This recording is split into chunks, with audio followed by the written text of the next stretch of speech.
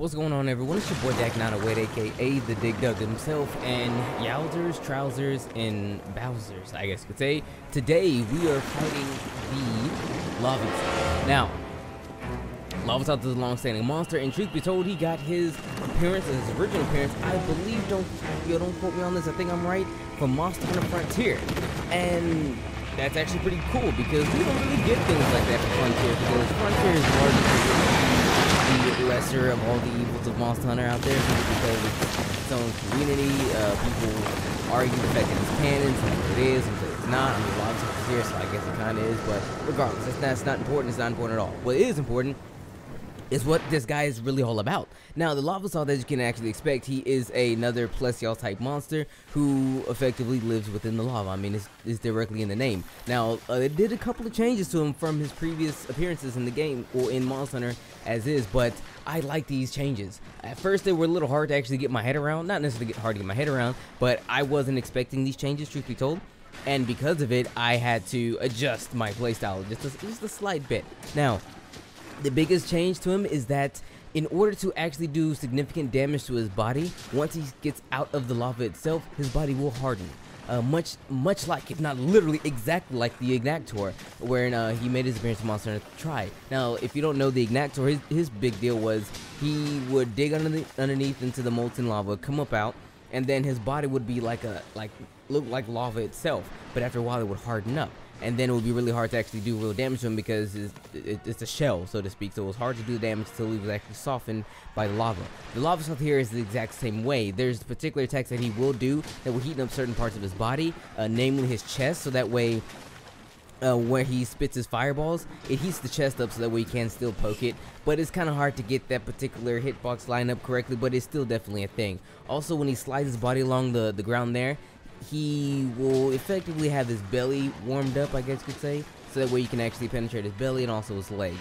But for the most part, if you want to do significant damage to him, you kind of want to actually make sure that he's either in the fire. Yes, you're going to be doing a bit of damage to yourself in doing so. I mean, I figured that, well, I mean, hey, if I got to do damage to him, I might as well, right? So you probably have to stand in the lava quite a bit to actually do damage to him, so that way he can actually stay nice and soft, nice and tender, if you will. But outside of that, he has a couple of new attacks, nothing too super major, but stuff that we should totally talk about. Now, he has a standard flare fireball attack where he'll shoot fireballs, actually a little quicker now than he did before, very similar to that of the Giratodos, his brother, I guess his cousin, if you will, that's already in the game. And he also has one big fireball that he'll shoot. He'll charge it up. You'll see him prepare it and everything. He'll charge it up and then he'll spit it out. And the blast radius on this fireball itself is actually really huge because it's an explosive fireball. You do not want to get caught in the blast radius of this. You don't. Trust me. I can attest to this. It may not happen in this video, but I totally carded while fighting him the first time because I was like, man, what's this? I was like, another rock fireball thing? Really, bro? He threw that sun out, it exploded, I lost all my health. Okay, it was a drastic turn of events, so you don't want to do that. You see him do it, either block it or get out of the way. I mean, when I mean get out of the way, I mean get out of the way. Another thing is that now, one thing that I actually let him do all by himself now, because as it stands, it's kind of hard to necessarily counter this a bit, is that whenever he wants to dig under the ground and I guess do a standard fair dig under the ground stuff, he will come up periodically to like pop a couple of fireballs at you, but eventually he's gonna do his big diving out of the air attack, or diving from underneath the ground attack. And usually what I would do is, I kind of recommend you guys do this as well, when you see him first burrow under the ground, just put your weapon up and run away a bit. I mean, you see me do it quite often in this video here. He'll dig underground, and then I'm just like, whatever, I'll let him have it, and I'll run around until he actually shoots up from the lava, and I can, you know, continue attacking him like that. So I recommend you do the same thing, because you don't necessarily want to tango with that particular jump attack either, because it does a lot of damage. Also, if you have to block it, it's like 3 hitting. Like, it's a hit upon the exit, it's a hit coming down, and then there's a hit after he's already down for whatever reason.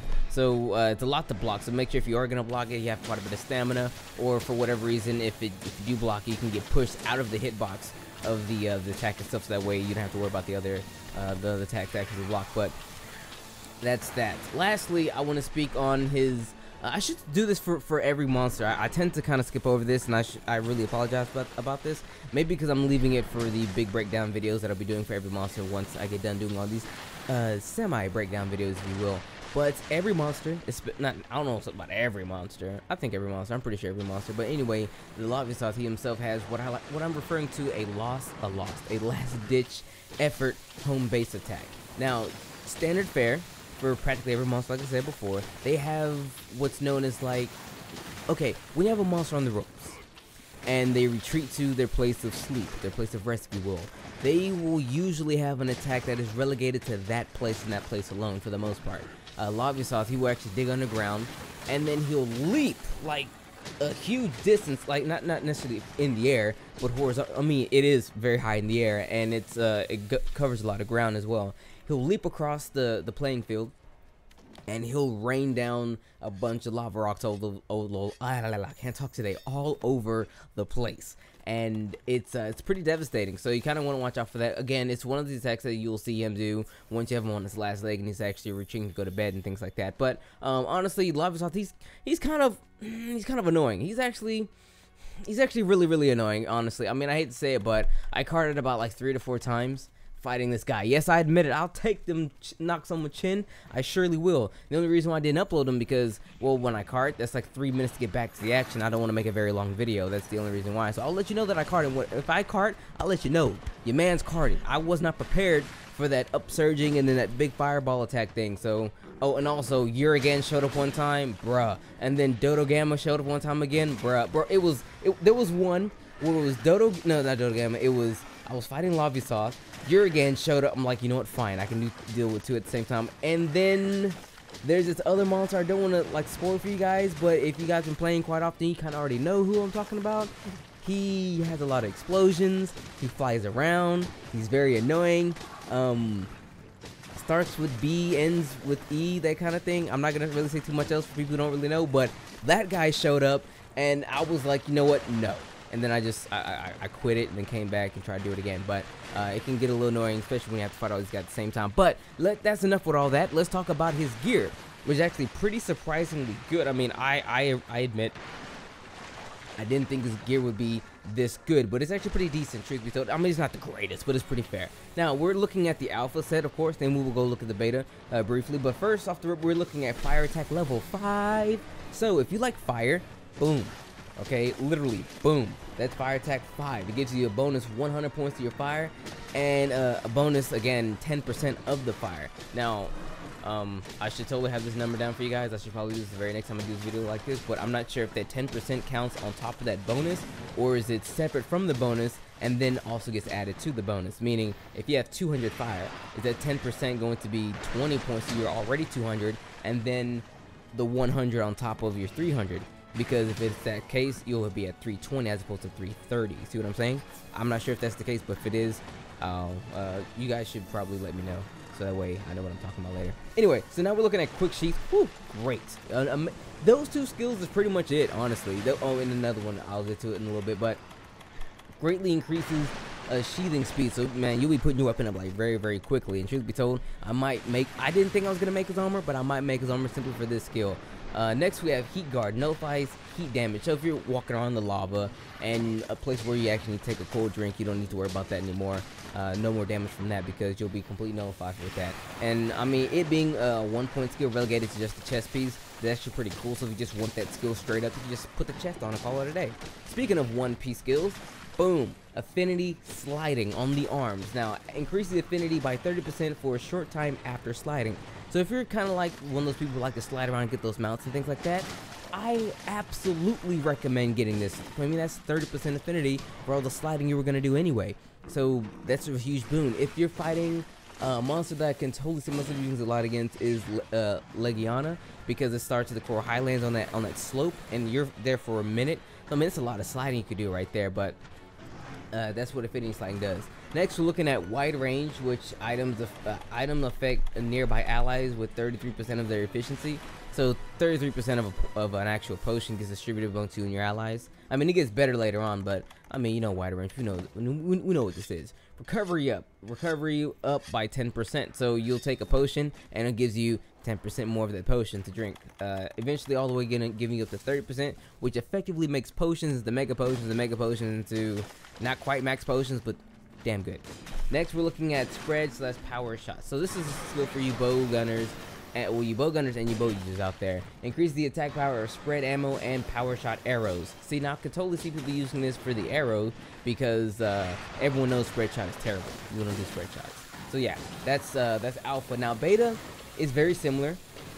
Of course, nothing too drastic here, but you do lose a couple of things. You do lose your level 5 fire attack, but you still keep your quick sheet 3, your affinity sliding, and your spread and power shots.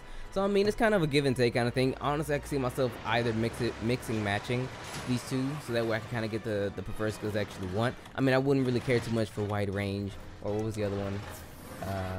It was wide range recovery up. I don't necessarily care too much about. So maybe I can probably, I don't know, piece a couple together to get more fire attack and keep the skills the other, and also keep all the slots of the former. Now, lastly, let's talk about his weapons. He only actually has 3 weapons, and that's kind of a bummer. But he has a bowgun, a light bowgun, I should say, which is garbage. Don't ever pick it up. He has a great sword and a set of dual blades. Now, the great sword is pretty decent. I ain't gonna lie, the attack on it is very nice, and it has a pretty decent amount of fire. But we all know Rathalos because he's Rathalos to the king of all the fire. So, I mean, honestly, if you just don't feel like fighting Rathalos, you don't necessarily want to grind out for plates and rubies and things like that, Lavasioth is a very decent alternative. His dual blades, though, I can't necessarily put a match to him because, I mean, I haven't really looked at the other competition to it, but I mean, as they stand, they're okay. They just don't have a lot of element. With that being said, that's his gear. Okay, I mean, the gear is pretty decent. Like I said, it's not the greatest gear in the entire galaxy, but I mean, it's still some pretty nice gear. But Lavasioth is a pretty interesting fight, truth be told. I mean, he's a lot more different than he was before, and he definitely gave me a run for my money. I'm not sure that I'm pretty sure everyone's like, Dak, it is the easiest monster in all of Monster Hunter. How you carded to him, I do not know. I am clearly much better than you. Go ahead, don't care. But that's just me. I mean, yes, I carded to him. Yes, there was a couple of things where he kind of got the better of me on, and I mean that's fair enough. I mean, whatever. But pretty decent fight, not too totally crazy. But I do like the fact that they actually changed him up a bit, because I mean, he was a very stale monster. I mean, he was necessarily a soft type monster who are usually very stale. I'm glad they actually invigorated my man with a bit of juice. But anyway, guys, it's been your boy Dak908, aka the Dig Dug himself. Literally, as I stand, I absolutely do not know what the next monster is, because this fight right here I recorded this morning as I speak. I literally don't know what's next, so you guys are gonna have to give me a little bit so that way I can actually kind of get a couple of videos wrapped up together, because I don't know what's next. I don't know what I have to do, so I'll holler at you guys later.